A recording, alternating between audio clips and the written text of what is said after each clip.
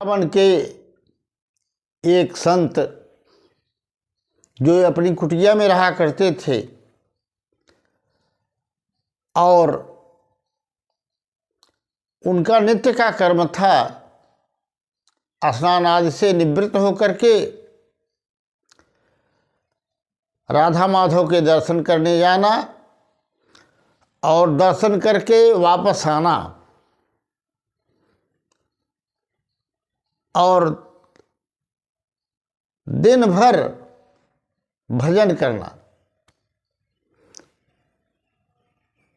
मधुकरी मांगने भी नहीं जाते थे। 2 दिन बीत जाए, 4 दिन बीत जाए, कोई कहीं से ला करके अपने आप दे दिया तो प्रसाद पा लिया, नहीं तो अपने कुटिया में पड़े रहते थे।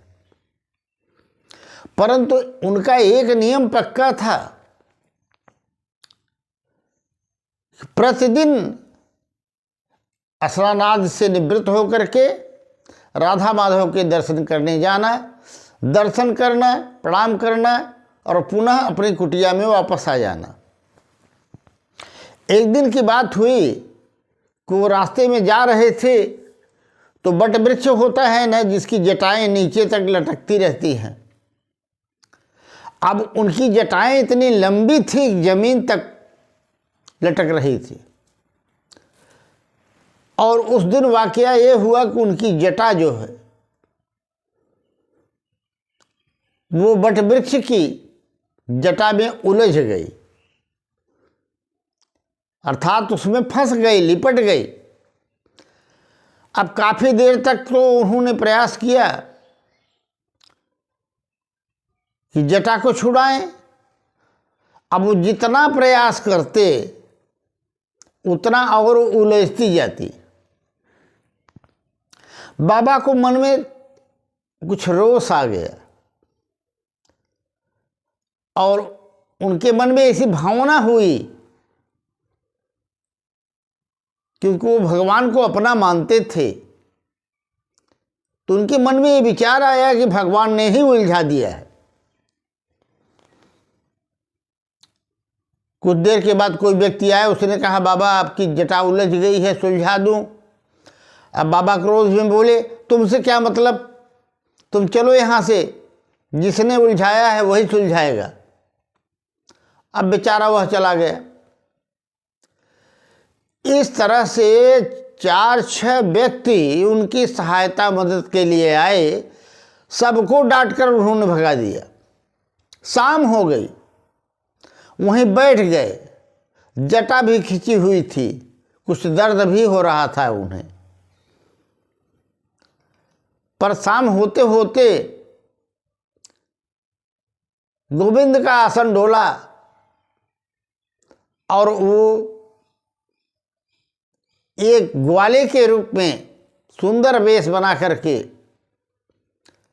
आए और कहा बाबा आपकी जटा उलझ गई है, बोलो तो सुलझा दूं।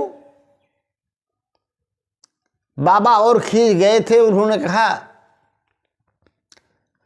तुम जल्दी यहां से हट जाओ, जिसने उलझाया है वही सुलझाएगा। अब ग्वाला बने भगवान श्री कृष्ण ने कहा बाबा आप ये क्यों कह रहे हो, जिसने उलझाया है वही सुलझाएगा? तो जो जिसने उलझाया है अगर वही आ जाए तो क्या आप सुलझवा लेंगे? बोले हाँ हाँ वो आ जाएगा तो मैं सुलझवा लूंगा। अब उस ग्वाले में से भगवान प्रकट हुए और उन्होंने कहा बाबा अगर आप समझते हो कि कृष्ण ने उलझाई है तो लो मैं आ गया, आप तो सुलझवा लो।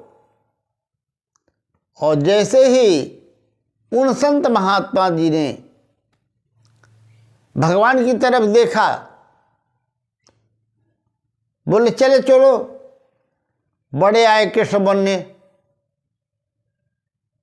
तुम क्या सुलझाओगे, तुम कौन से कृष्ण हो?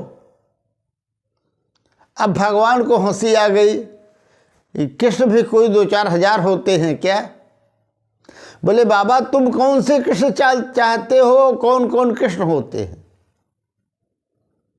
बाबा ने कहा एक होते हैं यशोदानंदन कृष्ण, एक होते हैं राधा माधव कृष्ण, एक होते हैं वसुदेव नंदन कृष्ण, और एक होते हैं नित्य निवृत्त निकुंज बिहारी कृष्ण। भगवान को हंसी आ गई, तो बोलो इनमें से आप किसको चाहते हो? बोले मैं राधा वल्लभ लाल को चाहता हूं, उन्होंने मेरी जटा उलझाई है, वही सुलझाएंगे। बोले मैं तो वही हूं, राधा वल्लभ लाल वही हूं। महात्मा का क्रोध सातवें आसमान पर हो गया। चलो बड़े आए कृष्ण बन के। राधा वल्लभ लाल के बगल में तो राधा जी सदैव खड़ी रहती हैं, तुम तो अकेले सोटा जैसे खड़े हो। और जैसे ही इतना कहा, बाबा ने बगल से राधा जी प्रकट होकर के बोली, बाबा मैं तो इनके साथ ही खड़ी हूं। महात्मा ने नजर उठाई और देखा राधा जी को, और उनके आंखों से आंसुओं के पनारे छूट पड़े। बोले किशोरी जी अब आप जटा क्या सुलझाएंगी, मुझे ही सुलझा दीजिए, इससे अच्छा मौका कहाँ मिलेगा। भगवान राधा कृष्ण वहीं खड़े रहे। बाबा जमीन पर गिरे और उनका प्राणांत हो गया।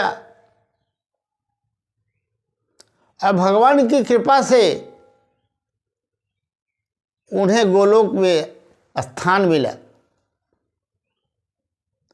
तो मित्रों, भगवान के भरोसे, एक इष्ट के भरोसे जीने वाले महात्मा भगवान से भी डांटकर बात करते हैं, क्योंकि उनमें अपना अपनत्व ठूस ठूस कर भरा होता है।